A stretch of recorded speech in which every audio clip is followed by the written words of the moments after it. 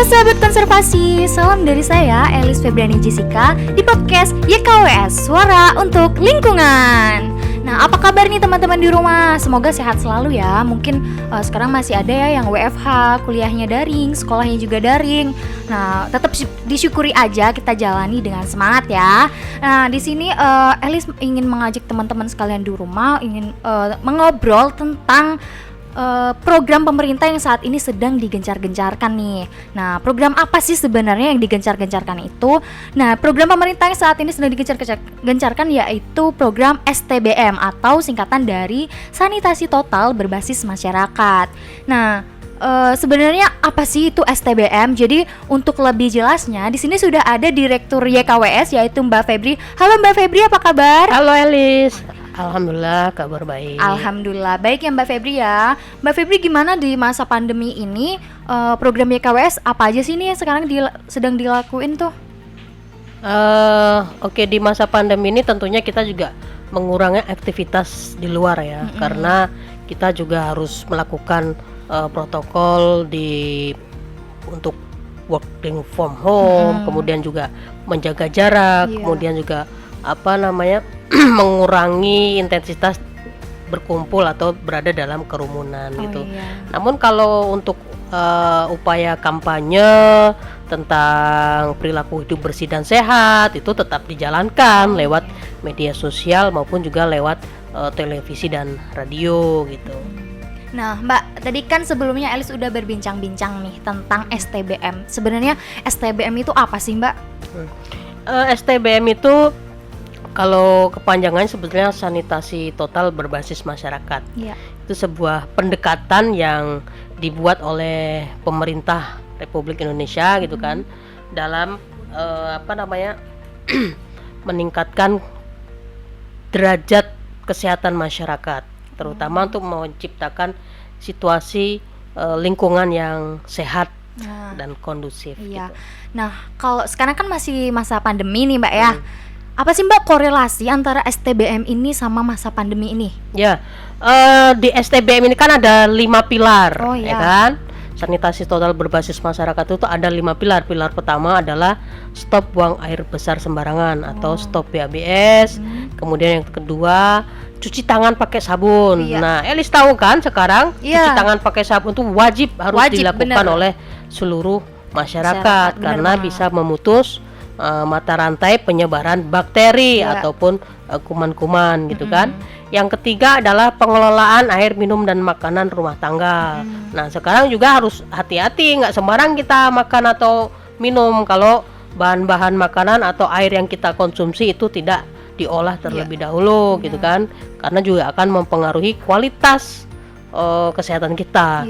Kemudian yang keempat adalah pengelolaan sampah rumah tangga. Nah ini nih, jangan sekarang musim pandemi buang sampah sembarangan, apalagi buang masker nih, masker bekas sembarangan kan harus dikelola.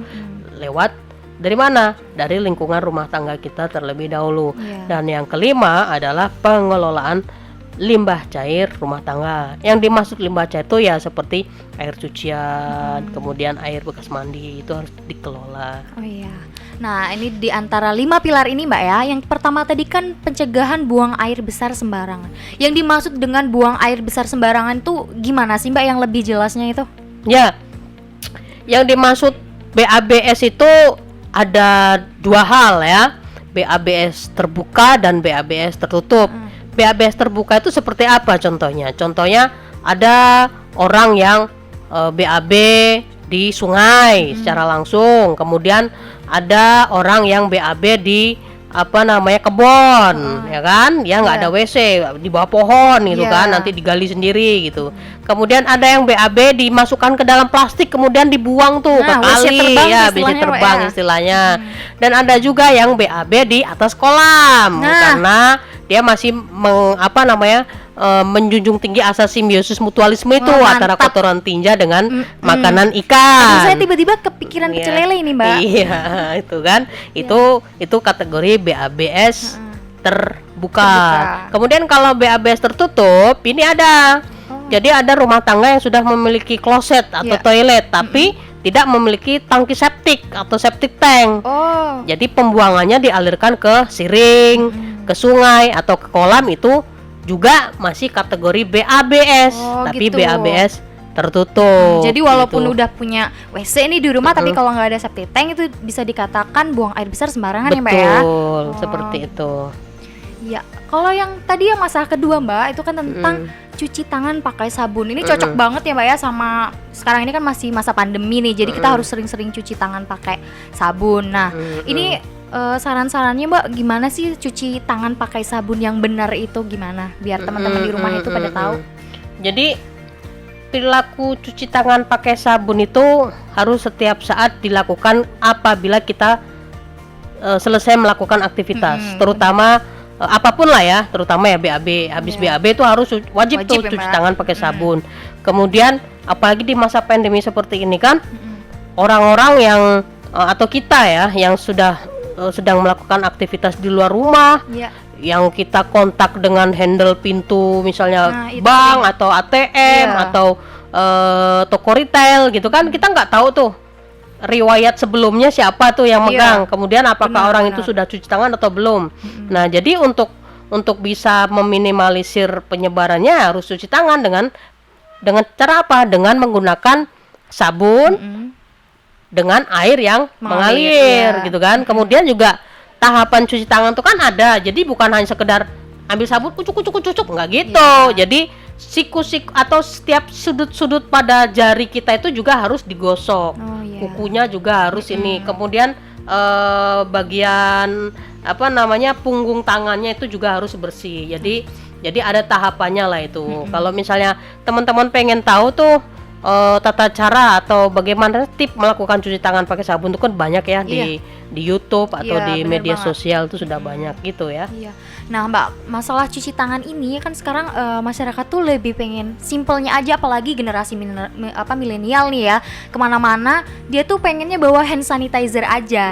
Nah kalau masalah hand sanitizer ini gimana sih Mbak? Kan teman-teman tuh males loh cuci tangan tuh, pasti lebih udahlah bawa hand sanitizer aja. Itu gimana sih kalau menurut Mbak Febri sendiri ini? Ya kalau dia berada pada situasi darurat atau dia tidak menemukan akses air ya tidak masalah, karena hand sanitizer juga bagian atau cara untuk menghilangkan atau mematikan bakteri, karena kan di situ juga hand sanitizer kan mengandung untuk mematikan bakteri. Tapi kalau di rumah ada sabun sama air mengalir ya manfaatkan, jadi ada sisi hematnya, ada sisi ekonomisnya yang lain gitu. Hand sanitizer kita bawa pada saat kita berada di luar rumah gitu sih. Benar. Jadi apalagi habis buang air besar Mbak ya, wajib banget itu cuci tangan pakai sabun. Kalau cuma pakai hand sanitizer, aduh. Buang air besar nih, di sampingnya sudah ada sabun sama air, masih ngantongin hand sanitizer. Kalau saya mah memilih air sama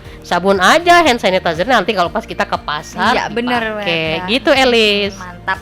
Nah Mbak, kalau untuk STBM ini sendiri Mbak ya, kalau YKWS ini daerah mana aja sih Mbak yang udah jadi program untuk STBM ini Mbak? Kalau kita sebetulnya kan mendorong pemerintah daerah untuk mempercepat peningkatan akses sanitasi dasar dulu ya di 2015-2019. Salah satunya kan karena kenapa? Salah satu contoh nih di Provinsi Lampung nih. Kalau data yang kita kumpulkan dari Dinas Kesehatan juga bahwa masih ada sekitar 1,3 juta penduduk Lampung tuh yang masih dalam kategori BAB sembarangan gitu banyak kan. Banget Mbak ya? Iya, itu kan bisa terselesaikan kalau kita melakukan pendekatan 5 pilar STBM. Ya kita selesaikan dulu satu pilar itu tadi, stop BAB sembarangan. Upaya melalui apa? Lewat pemicuan. Ya, banyak hal yang bisa kita lakukan lewat pemicuan itu. Nah, kalau untuk pencegahan buang air besar sembarangan nih Mbak, ini daerah mana aja sih Mbak yang sudah tidak buang air besar sembarangan?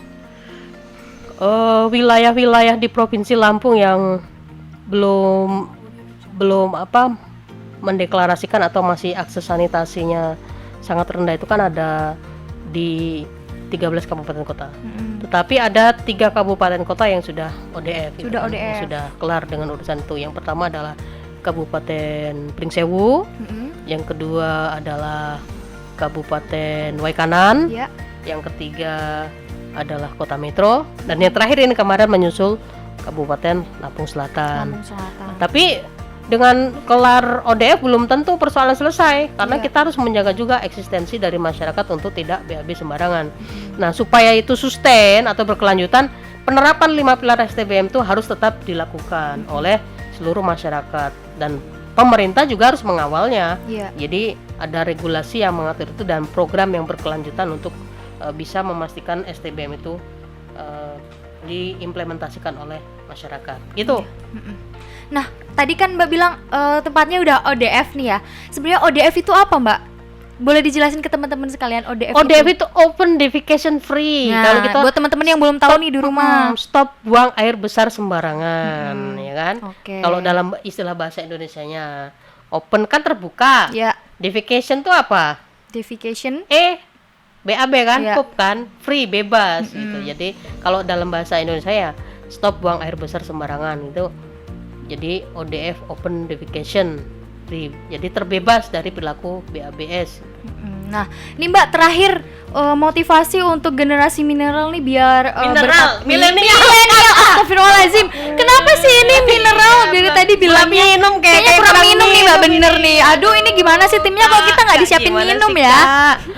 Motivasi untuk generasi milenial nih Mbak biar berpartisipasi dalam kampanye 5 Ya, pilar pertama STBM nih. generasi milenial nih kan, jadi Ya. ikut-ikutan. Milenial harus banyak minum air mineral dulu ya, Bener. supaya bisa konsentrasi. Yang Aduh. kedua, teman-teman milenial itu juga harus ini dong, mungkin teman-teman milenial ini lebih update lah Ya.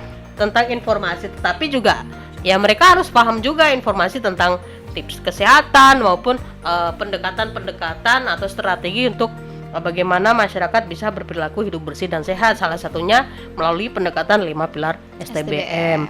Dan sebagai generasi muda yang update terhadap teknologi, kreativitasnya lebih lebih update, lebih inovatif gitu, juga harus mengembangkan informasi yang bisa diakses oleh masyarakat. Info-info tentang STBM atau tentang perilaku hidup bersih dan sehat yang lainnya. Gitu kira-kira. Oke, mantap banget. Ini makasih banyak ya Mbak Febri ya udah ngasih banyak banget ini pengetahuan Kak. tentang STBM. Iya Kak, gitu.